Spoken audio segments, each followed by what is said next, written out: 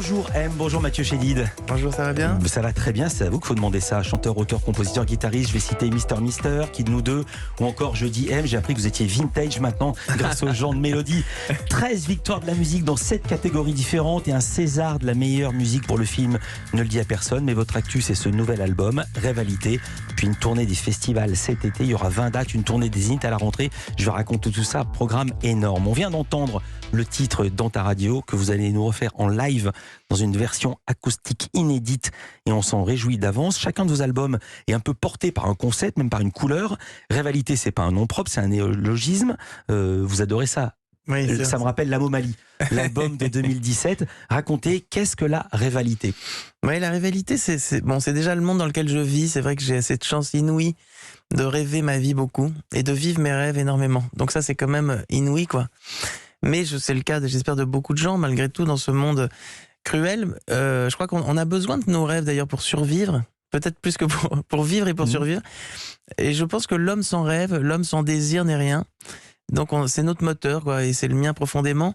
Donc je pense que la rivalité, c'est plus qu'un néologisme, c'est vraiment une évidence pour moi. C'est-à-dire que je pense pas qu'il faut diviser et opposer ces deux mots qui sont en fait totalement unis. Vous êtes à la fois dans le rêve et dans la réalité, mais c'est comme vous êtes à la fois M et Mathieu Chédid. Oui, en fait, je me suis rendu compte justement que souvent, j'ai chanté Kid Nous Deux, oui. Mais au départ, c'était plus un rapport à ma guitare d'ailleurs, mais je crois qu'il n'y a pas besoin de choisir. En fait, tout ça, c'est le monde de la forme, mais au final, moi, ce qui m'intéresse, c'est peut-être l'âme des choses, l'âme des gens. Pour vous, c'est différent, parce qu'il y a quand même très peu de gens qui se déguisent pour aller travailler. Moi, je me mets pas un masque sur la tête pour venir faire une interview. C'est vrai, mais d'une certaine manière. C'est encore plus schizophrène. C'est vrai. Et c'est même pensé. C'est vrai, mais je dirais que c'est plutôt une vision poétique, parce qu'on a tous un masque social, sûrement. J'imagine qu'intimement, on n'est pas exactement la même personne que peut-être socialement. Je sais pas, le masque existe pour tout le monde. Vous avez raison, j'ai mis une veste. Alors que je ne l'aurais pas mise s'il n'y avait pas l'interview à faire. Non, mais voilà. On est tous dans un certain personnage, ou en tout cas une image de soi. Et donc, quelque part, dans un rêve qu'on projette, on projette des choses, on projette des rêves. Et c'est un monde qui fait partie de nous, quoi. Et je l'ai dit, vous avez aussi une nouvelle couleur. Même le pantalon est violet.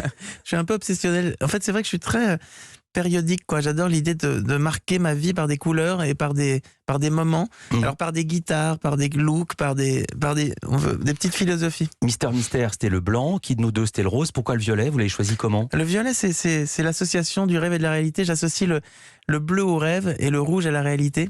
Donc la fusion des deux fait cette couleur, et c'est mon côté enfantin, c'est l'idée de jouer avec les concepts. Vous savez que ça avait déjà été fait en 1914? Ah oui? L'uniforme des soldats français en 1914, cette toile avec cette drôle de couleur, c'était un mélange de fil bleu, de fil blanc et de fil rouge, et c'était le drapeau français. Oui, c'est ça. Oui, il y a un petit côté francophone. Non, pas du tout. J'ai même appris que c'était très féministe, le violet, avec les suffragettes et tout ça, que c'était la couleur. Que j'ai pas de... Voilà, plein de choses comme ça qui sont inconscientes. À quoi ça ressemble? On en passe un extrait, on en parle juste après. On est avec M en direct dans Culture Média. Dans ce rêve où je m'entends me dire l'homme et l'âme du passé à venir. Quand je rêve, mon âme se révèle bien plus réelle.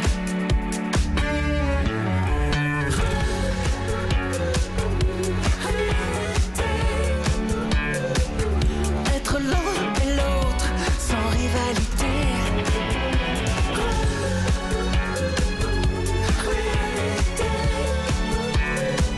Je vis dans ce rêve en réalité.